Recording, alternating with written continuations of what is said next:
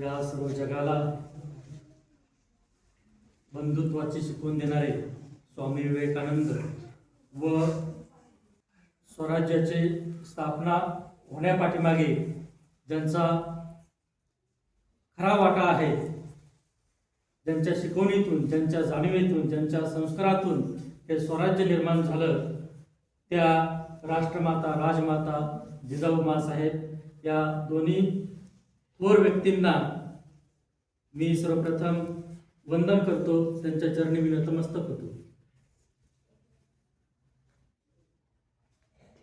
बुलढाणा जिल्हा आणि पुणे, विदर्भ आणि मराठवाड्यातील शहाजी महाराज ह्या दोन व्यक्तींनी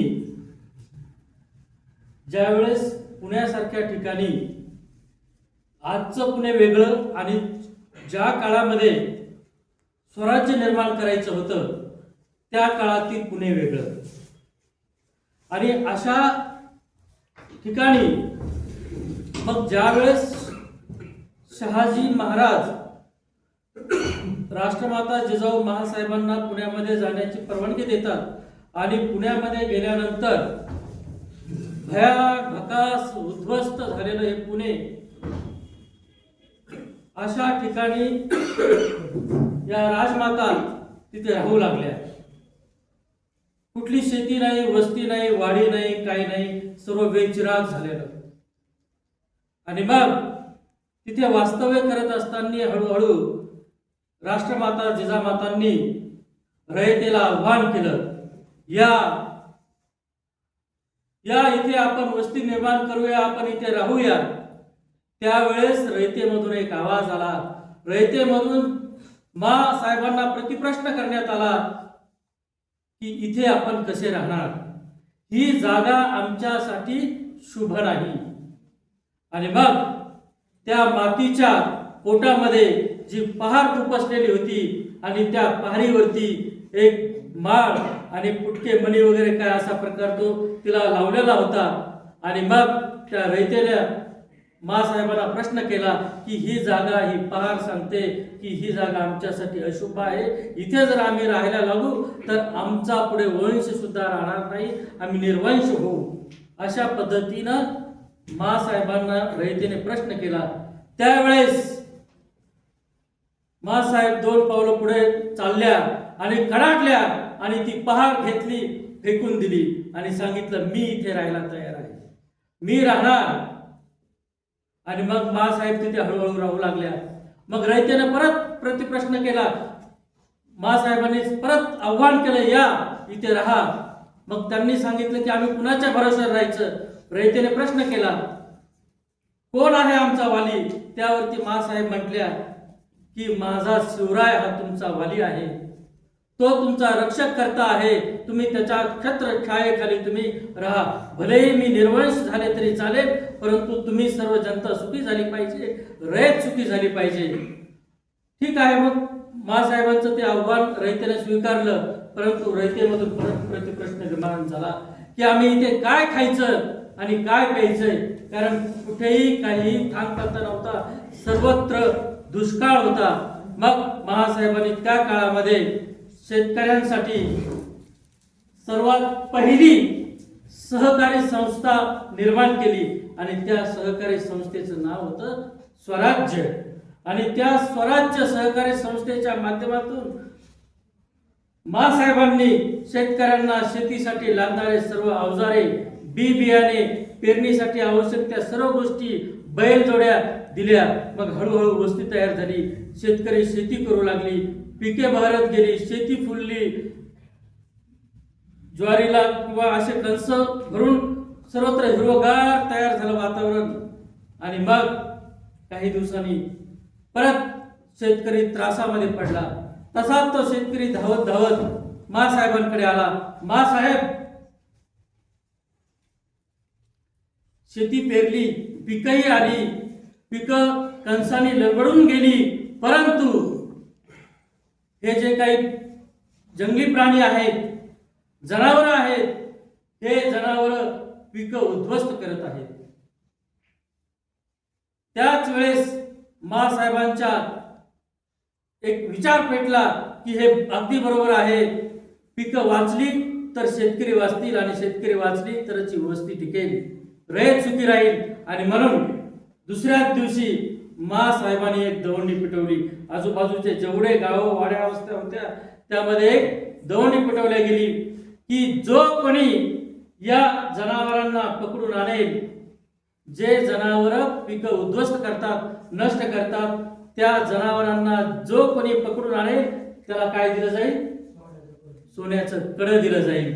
अशी दवंडी पिटवण्यात आली. आणि मग तरणे बांड पोरं दररोज सकाळ संध्याकाळ कशाची पर्वा न करता पिकांचं संरक्षण करू लागली. दिसला प्राणी की आपल्या चपळ शरीर यष्टीने त्या प्राण्याचा पाठलाग करत, त्याला तिथेच पकडत आणि त्याची काहीतरी निशाणी म्हणून शेपूट कापून मासाहेबांना दरबारामध्ये आणून दाखवत आणि सोन्याचे कडे घेऊन जात. म्हणजे मासाहेबांनी एकाच याच्यामध्ये दोन कामं केले. एक म्हणजे पिकांचं संरक्षण केलं आणि दुसरं काम म्हणजे स्वराज्यासाठी जी आवश्यक मनुष्यबळ पाहिजे होतं ते मनुष्यबळ जमा केलं, मावळे तयार केले. आणि मग असाच एक दिवस रात्रीचा वेळ आणि त्या रात्रीच्या साधारण 1:30-2चा टायमिंग असेल आणि तेवढ्या टायमिंग मध्ये वाड्याच्या बाहेर अचानक तरुणांचा आवाज आला. तो आवाज ऐकून त्या वाड्यातनं जे सरदार होते ते बाहेर पळत आले आणि बघतात तर काय 7-8-10 तरुण मुलांचा घोळका होता. पुढे जाऊन त्या सरदाराने विचारलं की नेमकं काय बाबा, काय तुम्ही कसं काय आले एवढ्या रात्री? काय नाही आम्हाला मासाहेबांना भेटायचं. अरे 1:30-2 वाजलेत रात्रीच्या आणि एवढ्या रात्रीला तुम्हाला सकाळी? नाही आम्ही मासाहेबांना भेटल्याशिवाय जाणार नाही. पण नेमकं काय? ते जनावर आम्ही मारून आणले, ते मासाहेबांना दाखवायचे. सकाळी दाखवता येईल. सरदार विनवणी करतोय, तरुण काय ऐकायला तयार नाही. तेवढ्यात मासाहेबांना याची थोडी कुणकुण लागली आणि स्वतः मासाहेब तेवढ्या रात्री बाहेर आल्या वाड्याच्या आणि बघतात तर काय 7-8-10 तरुणांचा तो घोळका. तेवढ्यात सरशी तो एक तरुण पुढे आला आणि मासाहेबांना म्हणतो, लगेच त्यांना नमस्कार केला खाली वाकून. मासाहेब म्हणतात काय? तर त्यावर तो तरुण म्हणतो, मासाहेब तुम्ही एक दवंडी दिली होती. हा दिली होती. काय होतं? तुम्ही सोन्याचं कडं देणार जनावरांना पकडून आणल्यास. हो रे, मग हे बघा मी ते जनावर पकडून आणले. आणि मग तो तरुण, मग मासाहेब त्या तरुणाला म्हणतात की हे एक वेळेस मासाहेब त्या तरुणाकडे बघतात, दुसरी वेळेस त्या जनावराकडे बघतात आणि त्या तरुणाला म्हणतात, अरे एवढ्या रात्री येण्यापेक्षा तू सकाळीही आला असता तरी चालला असतं आणि हे जनावर आणण्याची काही गरजच नव्हती. साधी शेपूट जरी आणली असती तरी चाललं असतं. तेवढ्यात तो तरुण मासाहेबांपुढे तो पोरगा खाली मान घालून वाकून म्हणतो की मासाहेब ध्यान मध्येच नाही राहिलं.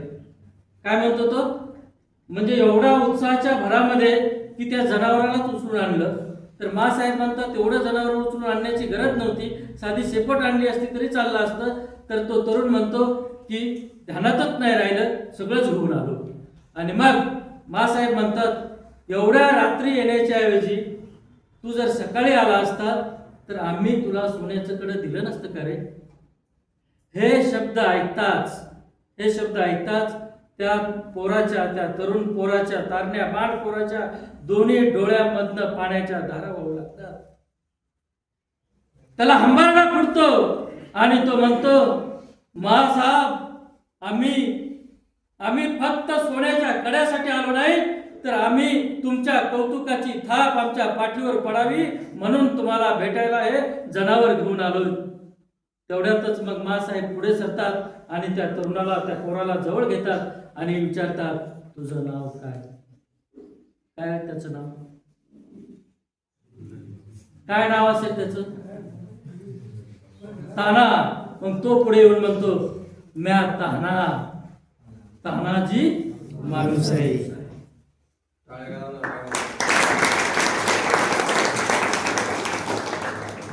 क्षणापासून तर मरेपर्यंत तानाजी मालुसरे हा स्वराज्याचा एक अविभाज्य घटक राहिले. मासाहेबांशी, छत्रपती शिवाजी महाराजांशी एकनिष्ठ राहिले. अशा पद्धतीने मासाहेबांनी रयत तर सुखी केलीच, स्वराज्य निर्माण केलं आणि शिवरायांना एकुलता एक मुलगा असताना एवढ्या संकटामध्ये या रयतेच्या स्वाधीन केलं. तर याच्यातून एकच शिकवण मिळते की स्वराज्य हे तलवारीच्या कशावर, धाकावर चालवता येत नाही, तर स्वराज्य हे कौतुकाच्या थापावर चालवता येतं. ते आपुलकीतून चालत असतं, ते फुलत असतं, ते वाढत असतं. अशा या राजमाता, राष्ट्रमाता जिजाऊ मासाहेब त्यांच्या चरणी पुनश्च एकदा मी नतमस्तक होतो. आणि सर्वांनीच आता स्वामी विवेकानंदाबद्दल तुम्ही सर्वजण युवक आहात, युवकांबद्दल सांगण्याची काही आवश्यकता असते का? कारण मित्रांबद्दल सांगण्याची आवश्यकता नसते का? असते. मित्रांना मित्रांचे ठाव ठिकाणे सर्व माहीत असतात. आज कॉलेज सुटल्यानंतर कुठला मित्र कुठे भेटणार काय माहीत असते की नाही? प्लॅन ठरलेला असतो, 1ला पेपर सुटणार, आम्ही सांगितलेलं असतं 4:30 वाजेपर्यंत अभ्यास करत बसा. तेवढ्यातच येणार सागर सर, मला घरी काम आहे. मग सागर पुढे जातो की नाही जातो की लगेच बाचेल येणार. बाचेल सुद्धा म्हणणार सर मिठाईच्या दुकानामध्ये कोणी नाही, मलाही जायचं. म्हणजे असे येणार, यांचे ठाव ठिकाणी माहीत असतात. मित्रांचे जर तुमचे ठाव ठिकाणी माहीत आहे तर तुम्ही तरुण आहात आणि तरुणांना स्वामी विवेकानंद तेव्हाही तरुण होते आणि आजही तरुण आहेत. जोपर्यंत आम्ही आहोत तोपर्यंत त्यांच्या विचाराने स्वामी विवेकानंद तरुण आहेत. मग असंच एक वेळेस 2 उदाहरणं सांगणार आहे, घटना सांगणार आहे स्वामी विवेकानंदांच्या जीवनातल्या. त्यामधली अशी पहिली एक की स्वामी विवेकानंद समुद्रकिनारी विचार मंथन किंवा त्यांची मनधारणा केल्यानंतर थोडंसं फिरत असतात किंवा चालत असतात, जो काय असेल तो प्रकार. आणि तेवढ्यात त्यांना एक तिथे वर्तमानपत्र दिसतंय. ते न्यूजपेपर घेतात, बघतात, तर त्या न्यूजपेपरमध्ये एक मोठी हेडलाईन होती की शिकागो येथे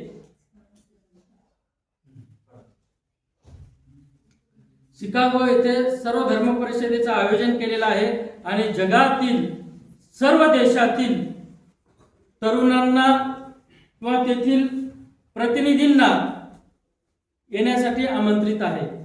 मग स्वामी विवेकानंदांनी ठरवलं मी तर जाणार, परंतु जाण्यासाठी आपल्या गुरुची आपण काय घेतली पाहिजे, आज्ञा घेतली पाहिजे. स्वामी विवेकानंदांचे गुरु कोण? रामकृष्ण परमहंस. मग त्यांचं निधन झालेलं. मग त्यावेळेस ते काय करतात, आश्रमामध्ये जातात. आश्रमामध्ये शारदा माता स्वयंपाक किंवा भाजीचं काम करत असतात. तिथे आतमध्ये गेल्यानंतर स्वामी विवेकानंद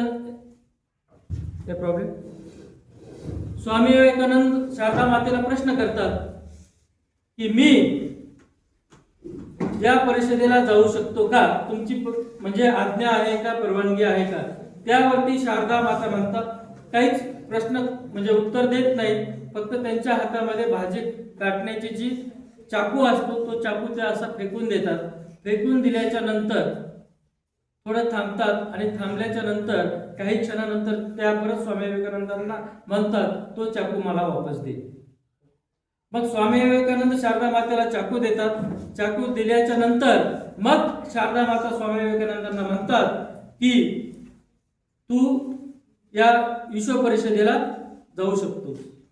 परंतु स्वामी विवेकानंदांना थोडा प्रश्न पडतो की मी तर आल्याबरोबर हा प्रश्न केला होता आणि शारदा मातेने तेव्हा उत्तर नाही दिलं. मग त्यावरती ते शारदा मातेला प्रश्न करतात की मी बऱ्याच वेळांनी मी चाकू दिल्याच्या नंतरच मला तुम्ही उत्तर का दिलं? त्यावरती शारदा माता म्हणतात की मी चाकू फेकल्याच्या नंतर चाकूची धार ती तू तुझ्याकडे केली आणि चाकूची जी मूठ आहे ती माझ्या हातामध्ये दिली. म्हणजे जगाचं सर्व विश्वाचं दुःख तू तुझ्या पोटामध्ये सामावून घेऊ शकतो एवढा तू विचाराने प्रगल्भ झालेला आहेस आणि म्हणून तू या परिषदेला जाऊ शकतोस.